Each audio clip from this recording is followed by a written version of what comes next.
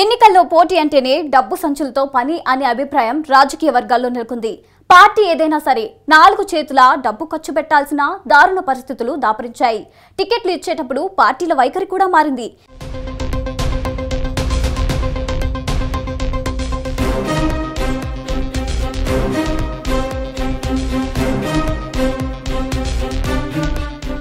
గత కొన్ని దశాబ్దాలుగా ఎన్నికల్లో ధన ప్రవాహం ఇబ్బడి ముబ్బడిగా పెరిగిన ఎన్నికల ఖర్చు అన్ని రాజకీయ పార్టీలకు తలనొప్పిగా మారింది. ఎన్నికల్లో గెలుపు కోసం ఓటర్లను ప్రసన్నం చేసుకోవాలని రాజకీయ పార్టీలు భావించడం సహజం. ఇందులో భాగంగా ఓటర్లకు పెద్ద ఎత్తున డబ్బులు పంచే దుర్మార్గ ప్రక్రియ ప్రారంభమైంది.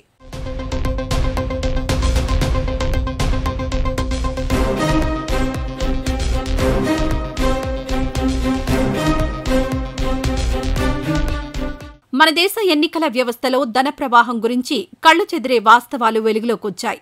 అతిపెద్ద ప్రజాస్వామ్య దేశమైన భారతదేశంలో 17వ లోక్సభ ఎన్నికల సందర్భంగా రికార్డు స్థాయిలో సొమ్ములు చేతులు మారాయని ఢిల్లీకి చెందిన సెంటర్ ఫర్ మీడియా స్టడీస్ అనే సంస్థ చేసిన అధ్యయనంలో తేలింది.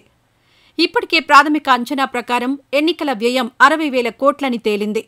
2014 ఎన్నికల ఖర్చుతో పోలిస్తే ఇది రెట్టింపు.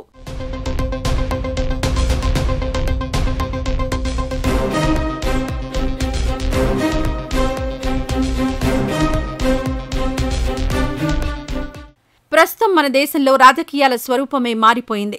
ఎన్నికల్లో విచ్చలవిడిగా డబ్బులు ఖర్చు పెట్టగలిగే వాళ్లకే రాజకీయ పార్టీలు టికెట్లు ఇస్తున్నాయి. ఆర్థికంగా బలవంతుడైన ప్రత్యర్థిపై సొమ్ములు ఖర్చు పెట్టలేని వాళ్లను ఎలా నిలబెడతామని ప్రశ్నిస్తున్నారు రాజకీయ పార్టీల అధినేతలు. దీంతో టికెట్ ఆశించే వాళ్లను విడివిడిగా పిలిపించి ఎంత ఖర్చు పెట్టగలవు అని సూటిగా ప్రశ్నించే దుర్మార్గమైన సంప్రదాయం రాజకీయాల్లో మొదలైంది. ఎన్నికల్లో 100 కోట్లు వెదజల్లగలిగిన వారికే టికెట్లు దొరకడం సర్వసాధారణంగా మారింది.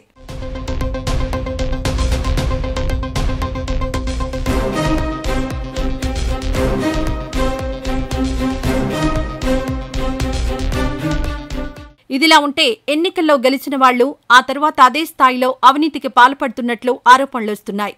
ఎన్నికల్లో గెలుపునుకైన ఖర్చును రాబట్టుకోవడంతో పాటు వచ్చే ఎన్నికల్లో పోటీకి కూడా అవసరమైన సొమ్ములను సంపాదించుకోవడంలో రాజకీయ నేతలు బిజీ అయిపోతున్నారన్న విమర్శలొస్తున్నాయి. ఈ మొత్తం వ్యవహారం చూసి అసలు దేశంలో ఎన్నికల ఖర్చుకు సంబంధించి ఎటువంటి చట్టాలు లేవన్న అభిప్రాయానికొస్తున్నారు. అయితే ఇది కరెక్ట్ కాదు. ఎన్నికల సంఘానికి విషయాలన్నీ తెలిసినప్పటికీ నిబంధనలు వాళ్ళని ఆ విధంగా కట్టిపడవేస్తున్నాయి. ఆ నిబంధనలను మార్చడానికి అధికారంలో ఉన్నటువంటి ఏ పార్టీ కూడా సిద్ధం కావట్లేదు. ఎందుకు అంటే తాము అధికారానికి వచ్చేట్లయితే ఆ నిబంధనలను ఉపయోగించుకొని అక్రమాలకు పాల్పడవచ్చు అనేటువంటి ఒక దుష్ట ఆలోచన తప్ప, అది బీజేపీ అయినా కాంగ్రెస్ అయినా లేదా మరొక పార్టీ అయినా, ఇవాళ ఎన్నికల రంగంలో ఉన్నటువంటి అధికార పార్టీలన్నీ చేస్తున్నటువంటి ఒక దుష్ట క్రీడలో భాగంగానే ఈ ఎన్నికల సంఘాన్ని ఒక ప్రహసనంగా మార్చారని కూడా మనం చెప్పుకోవాలి. వాస్తవానికి ఎన్నికల ఖర్చుకు సంబంధించి మన దేశంలో కఠినమైన చట్టాలే ఉన్నాయి. ఎన్నికల ఖర్చు ఎంతైంది అనే విషయాన్ని అఫిడవిట్లో స్పష్టంగా పేర్కొనాల్సి ఉంటుంది. అయితే అఫిడవిట్లో రాజకీయ నేతలెవరూ అసలు ఖర్చు చూపించడం లేదు. తూతూ మంత్రంగా అంకెలు వేసి మమ అనిపిస్తున్నారు. దీంతో చట్టాన్ని కూడా రాజకీయ నేతలు ఉల్లంఘిస్తున్నారు.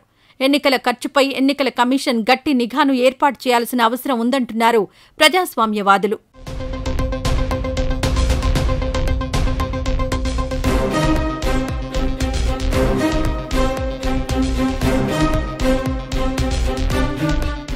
మొత్తానికి ఎన్నికల్లో పోటీకి డబ్బులు ఖర్చు పెట్టడానికి అవినాభావ సంబంధం ఏర్పడింది.